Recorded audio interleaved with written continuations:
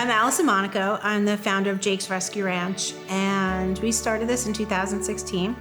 We've had over 500 dogs that we have adopted out through our home, and it always works out that once one dog leaves, another one arrives. There's never an empty cage here, but it's my pleasure to help these animals. It's truly what I believe in, and with my family's help, we get it done. My name is Craig Monaco. I'm the co-founder and member of Jake's Rescue Ranch. It's been 8 years since my wife founded the organization. The progress has been amazing, and we learned a lot throughout that time. The most important thing is it takes a lot of time, a lot of volunteers, a lot of people to pull it together. But what started out with a vision became a reality, and by 2017 and 18, saved maybe 50 to 100 dogs. Now I believe after 8 years, it's close to 1,000. My husband, Craig, he's truly amazing. I couldn't do it without him. The kids, Mackenzie and Luca, they're also involved. Mackenzie comes home and she helps me with the dogs. She's a great social media person. She's making TikToks and Instagram for all the dogs just to promote them to get adopted. Hi, I'm Mackenzie Monaco, the co-founder of Jake's Rescue Ranch.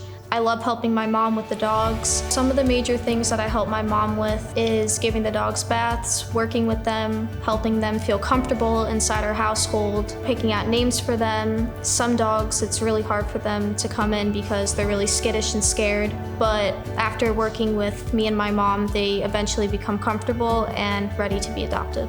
It's a really great feeling. Luca, my son, he helps me with socializing the dogs, feeding them, and with medications and supplements. I'm Luca Monaco. I'm the co-founder of Jake's Rescue Ranch. When my mom started to need help when we first started, I helped her with getting them adopted and helping her prepare for those things. My favorite thing to do is probably just to play with the dogs, throw like the tennis ball around or like give them toys and just to get connected with the dogs and just like really get to know them.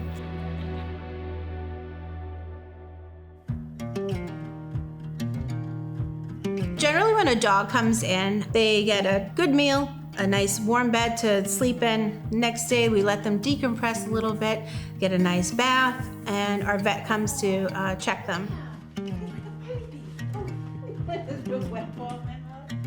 Giving back is something that is very important to me, and I feel like if we can help animals and make a difference and place those animals into a loving home, what's better than that? My name is Dr. Suzanne Ravitz. I'm currently a veterinarian at Dix Hills Animal Hospital. I've been in practice for 29 years, and our rescue has centered here, pulling dogs that are rejected from pet stores, dogs that owners decided to give up. You know, just really making a difference is what it's all about. I like the dogs hands-on in my home under my care. I evaluate them, I know their temperaments. I personally feed them, clean them, play with them. So these dogs know a home life. This isn't a shelter or a brick building. This is a home. We do everything that they need to do to get from this house to their new forever house. Each day we learn something new, how to do things better, and finding adopters is crucial to us. And we don't just hand over dogs to anybody. They have to be great family homes that the dog will live happily forever after.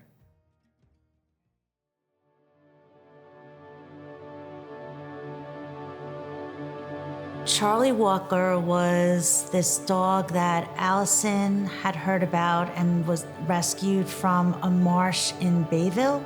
I can't even do it justice by explaining what this dog looked like. The dog was so matted with thorns and sticks. It took us maybe 3 hours to demat this dog. He was in our care for months, thousands of dollars to fix. And you can imagine a dog that is in that kind of condition, how fearful he was. It was a tough case. Friends saw on Channel 12 News this rescue organization, Jake's Rescue, and she saw Charlie Walker and said, "Kim, this dog is for you. You have to get in touch with them." And I did, and we came to meet Allison and Charlie, and she explained that he did not like men and needed to be with a single woman. There was something about him that I knew he needed me and I needed him. And we started our journey together. I'm taking your picture. When he came to me, Charlie was afraid of everything. He was super hypervigilant. He did not like any men that came around the house, by the house. So we had a lot of things to work through. And then we started some training with other dogs that were also highly anxious. One of the most memorable moments and the turning point for me was the day I was having company and he jumped in my lap. So that was a bridge we crossed over, where now he's like a lap dog. He's really a cuddle bunny when he's relaxed enough.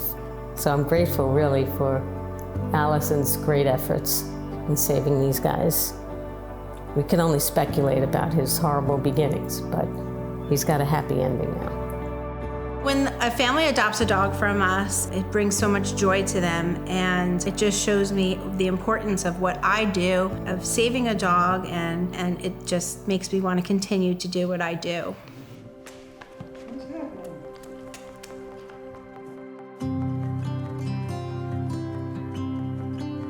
In the summer of 2016, Allison was still bringing a lot of dogs that were being abandoned, or she was getting phone calls to rescue them. So it was the summer of 2016 that she brought in Tyson. Tyson was a big golden retriever, and he was just all screwed up. He was left outside in Queens during the night, never allowed inside. So when he came here, he would go outside and never come back in. We worked with him, took him like probably 6 to 8 months to break down just coming into the house like a normal dog. He was quirky, he was awkward, but there was something loyal about him. And then finally, in summer of 16, somebody was coming to look at him, and I just told her to cancel it. I'm like, I want to keep this dog. He was so imperfect, that's what made him so perfect.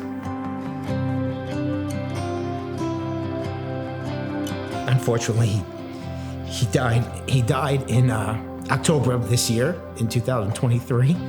And it was just weird that he's gone, but he lives on with me, and he's a great dog. And I found my next quirky one, Winston, who's now with us, who's similar to Tyson, has his own odd things about him. But I think that's why I love these dogs, is that they're not perfect, they're loyal if you take the time. And at Jake's, that's what Allison does. Sometimes dogs are with us for 6 or 8 months to break them down so that they're ready to go to a home.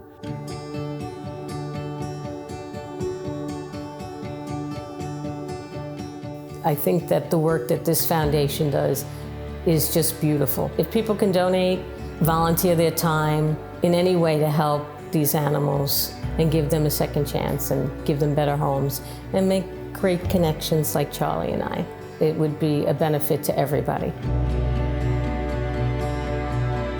We really do need to raise more money to do what we do and to continue what we do and to double what we do. It's hard because we think of financially how much it's going to cost us. And if we didn't have those financial challenges, it would just be endless what we can do, hiring the best trainers and the best surgeons or medical doctors. But we have to watch our budget and how much we spend on these dogs. A lot of organizations have an overhead. You're paying for people's salaries, you're paying for the building, you're paying for the maintenance of the building. That does not happen at Jake's. The reality is 70% of the cost to run this nonprofit is through medical expenses. We really need the money so we can offset that cost in getting these dogs to the proper place they need to be so that when they go to their forever home, they're healthy and that it's not a burden on the new owner so they can start off hitting the ground running. Donations are what give these animals a second chance. And with the money, you can change an animal's life and a family's life. These poor dogs, they didn't ask to be born into this world. They can't talk for themselves. We are their voice. I can help them, but I need your help also. I will work my fingers to the bone. I love to do it, and I'll never stop.